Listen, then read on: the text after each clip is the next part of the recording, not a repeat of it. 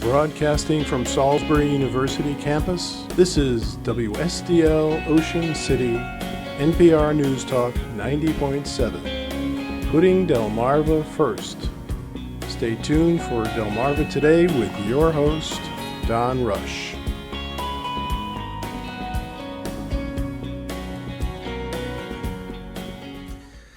Maryland's historical black colleges and universities have sued over the disparity of state funding compared to white institutions. Welcome to Delmarva Today. This is Don Rush.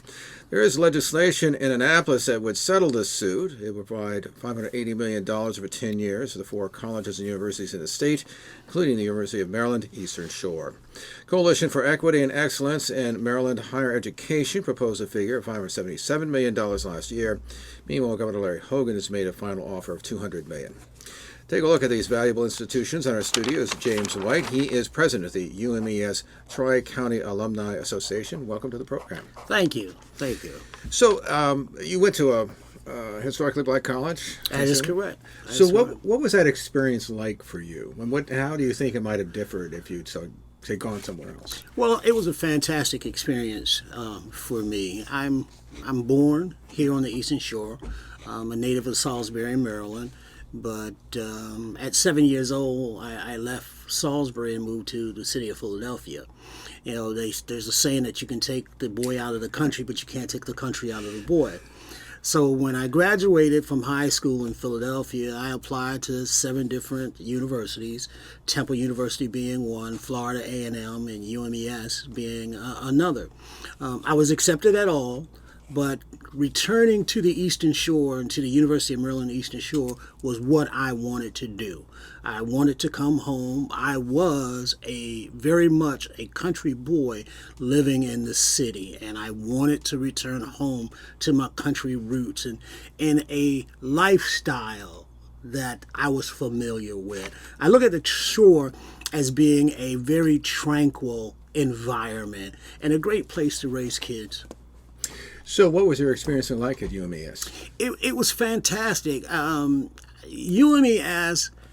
has a feeling of home. You think about the old television series Cheers and the theme where everybody knows your name. Mm-hmm. And that's how UMES was for me. When I went to UMES that very first time for orientation, I was there but a weekend. And I returned like 6 weeks later to move into my residence hall. I was called by name. And to me, that was fantastic. We met over a weekend for a short period of time. 6 weeks later, I returned to campus and you called me by name.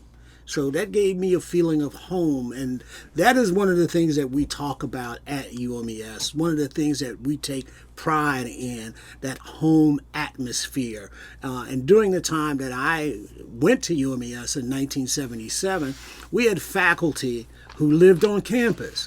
So it was not unusual to see your instructor walk across campus or enter one of the buildings and just be there with and for students. So that was a good thing.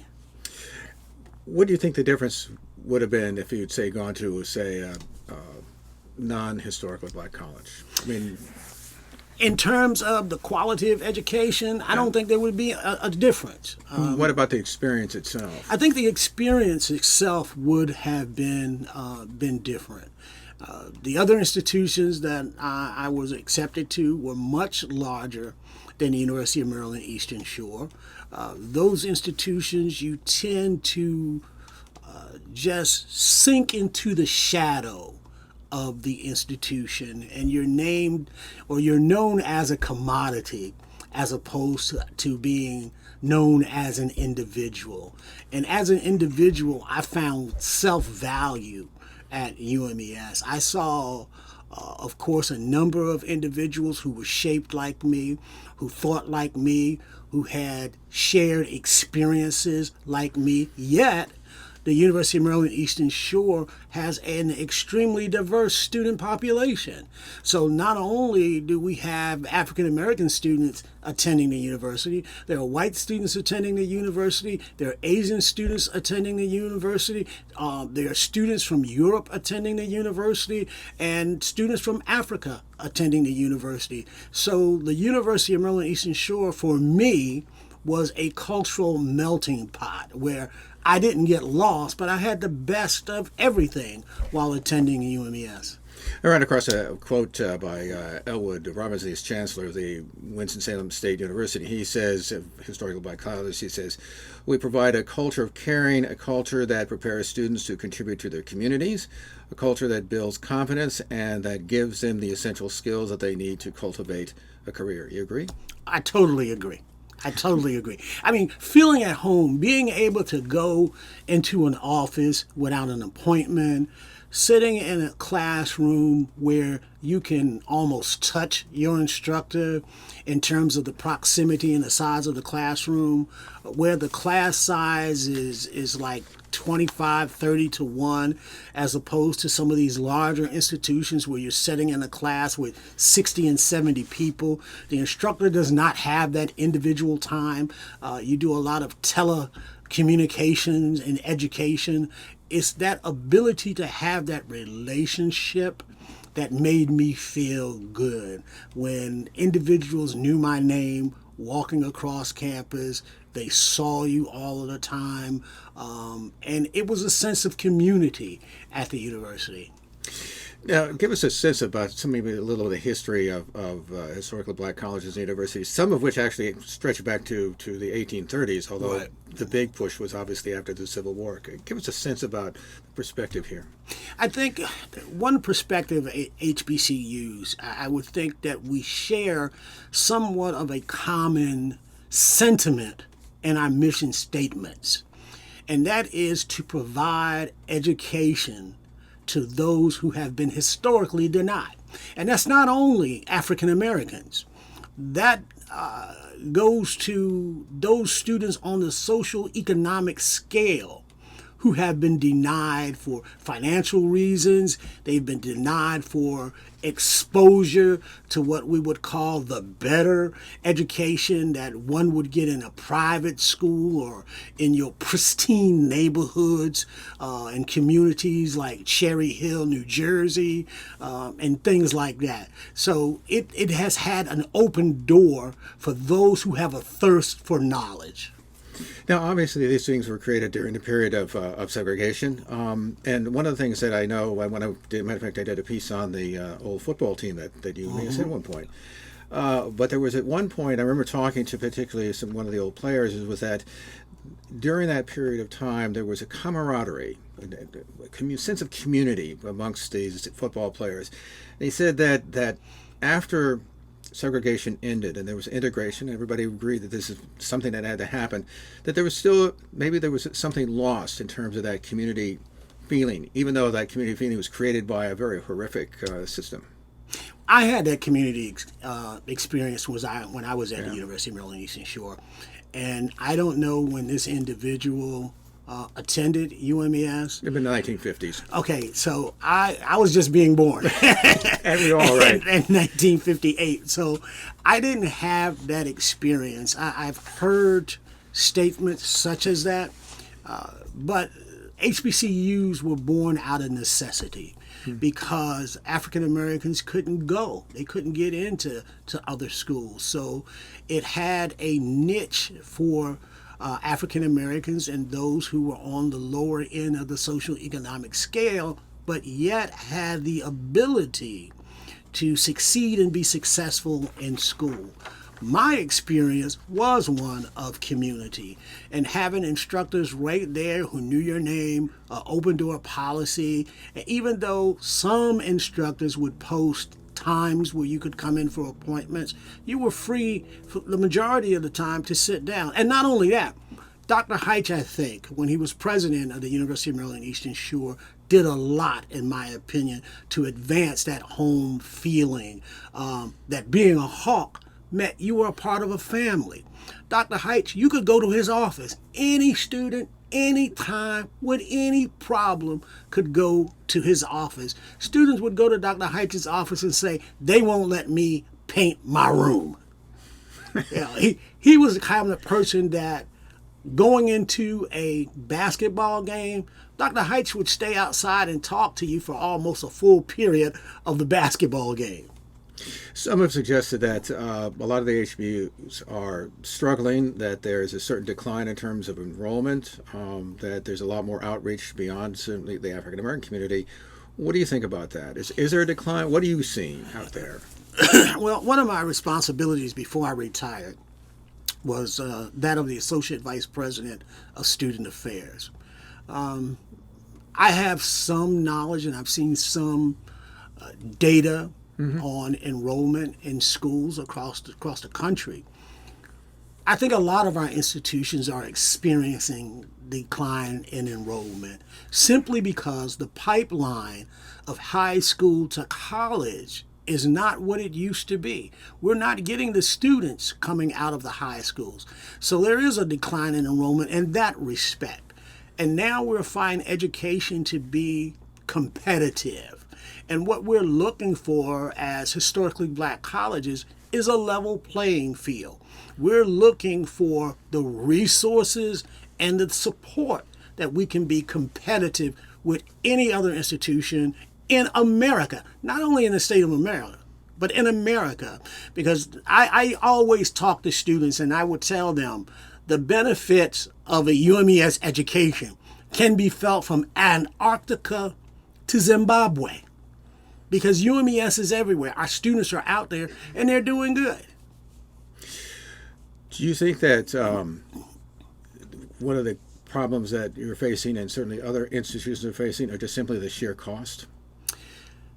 Cost is a factor, and I've experienced a lot of students, first generation students in particular, who are prepared academically and pretty much financially for that first year. And if they can make it through that first year and make it through academically well, they can make it until they matriculate. That financial issue of having those monies is very important to all students of all color at any institution. Every school in the face of our nation has financial aid programs. Students at Harvard need financial aid.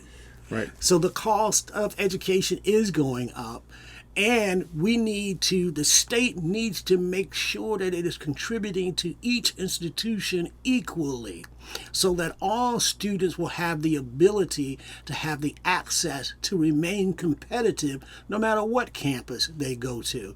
Because the whole question is not the status of historically black colleges. The whole question is about the status of higher education in the United States of America. And in this particular context, it's about the quality and the state of higher education in the state of Maryland. What does Maryland want to do to make sure that all of its students have equal access and equal opportunity at any institution that is a part of the public enterprise of higher education in the state of Maryland? So what do you make of then of the disparity? Why do you think the disparity came about? I think the disparity, you talked about it in the beginning from the Civil War. After the Civil War, a lot of what we call historically black colleges got their beginning. During that time, of course, we're talking about separate but equal. We're talking about laws where the funding to historically black colleges or to black schools was not equal or equivalent to those of predominantly white institutions, PWIs. Therefore, that gap has maintained itself over all of these years. So we're playing catch up. And you alluded to earlier, you spoke about the lawsuit. That lawsuit is about closing that gap.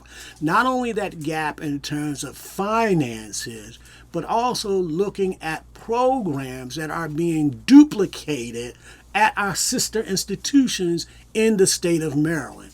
They're being duplicated in those schools where those schools are still receiving more capital dollars than the historically black colleges. So that gap in terms of how our schools are being funded, particularly along the capital line for capital development of our schools, is monumental. And I give you an example. I'm reminded of a part of a testimony during one of the hearings in this lawsuit. It was discovered that during a 5-year period, Salisbury University, for example, received somewhere in the neighborhood of 190 to 200 plus million dollars in capital development money. During that same time period, the University of Maryland Eastern Shore received somewhere between $3 and $5 million. That's not equal. That is a grave disadvantage, and it allows you to develop the infrastructure of your campus. And HBCUs want that same thing. We are all paying tax dollars in the state of Maryland. The money is coming from the same coffer. So let's sit down and decide to deliver the money to the institutions equally, because we're talking about educating the students of our state to prepare our citizenry to take their rightful roles, not only in the state of Maryland, but on the global stage. Our citizens, our students are going to be well trained, and they are going to be marketed around the world. We no longer compete against students in other institutions in the state of Maryland.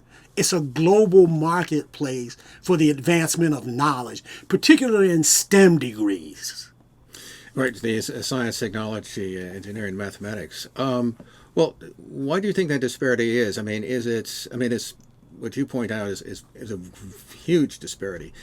But sort of in general, is it that white institutions have just simply offered broader or more classes or more educational material than, say, historically black colleges? Is there some differential between the two? No, I don't think it's that at all. Again, I think the disparities is how the state has been providing money. Now, why have the states been doing that? Right. I don't know. You have to ask yourself the question, why is the state duplicating programs? If the state is allowing UMES and SU to offer the same programs, yet the state is investing more per capita into the development of SU and not UMES, you see the difference there? Here's an institution that has a state-of-the-art building. Here's an institution that has a building, both funded by the state, same program. The programs are equally academically strenuous. They equally will prepare students to go out into the marketplace. But we're looking at what the state chooses to invest into each of these institutions. This is a state thing. So we have to, as citizens of Maryland, do a better job in talking with the legislature and the governor in funding all of our institutions equally so that we can be competitive. We should be complementing each other to the point that we are preparing our students. When you graduate from an institution in the state of Maryland, you should have the same educational experience no matter what institution you went to. Because you're going out there, you're not only representing that institution, but you're representing the state of Maryland. And when you go abroad, you are representing America. You are representing the quality of education in America. So again, I go back to my statement that it is about how we look at higher education as a nation. What importance are we putting on it? What investments are we willing to make to see that our young people have what they need to compete? Why are we looking at going to other countries to hire our scientists? Why? We have everything we need here to develop our scientists, to develop mathematicians, to develop the next NASA engineer. So let's pour the resources into our schools where our schools will be competitive. Let's stop duplicating programs and let's have programs, the same unique high demand programs that you would find at a PWI at HBCUs.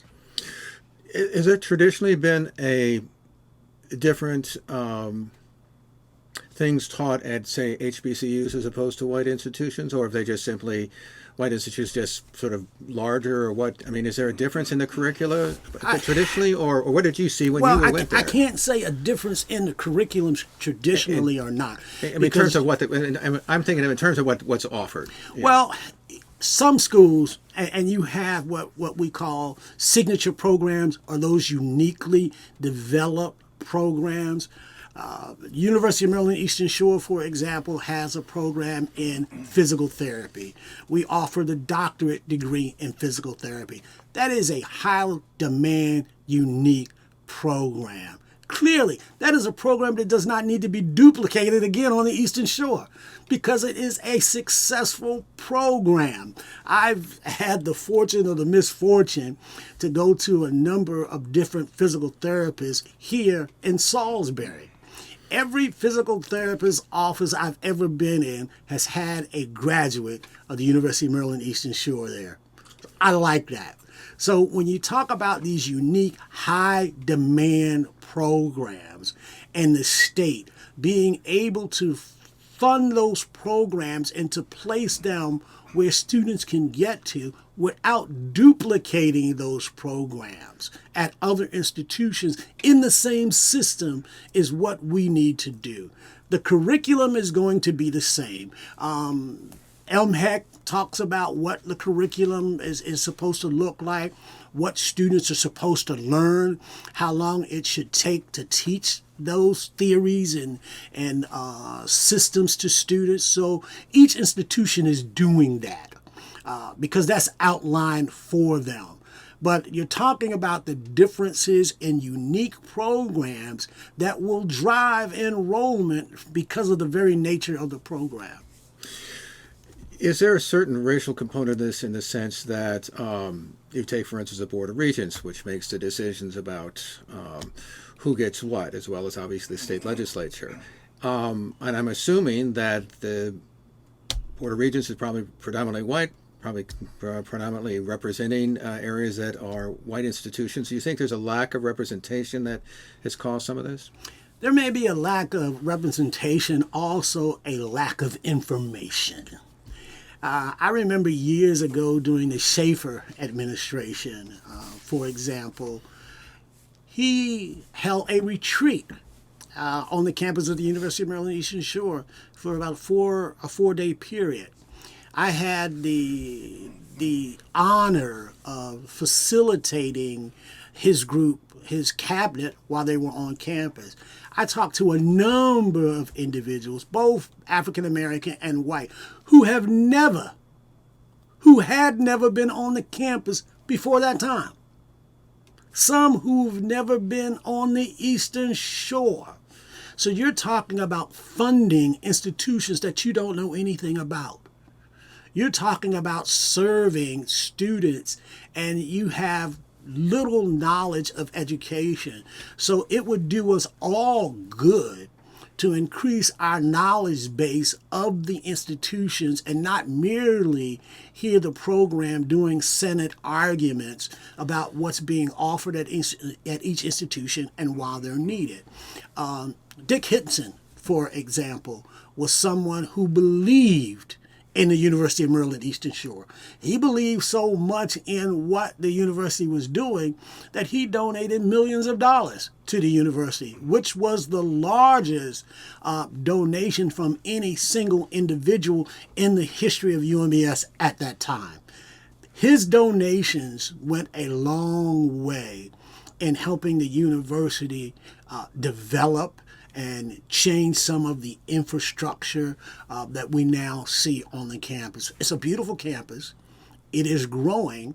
It has a diverse student population, and we're just asking that the playing field be level and the disparities that have been going on since the beginning of HBCUs, that gap be closed.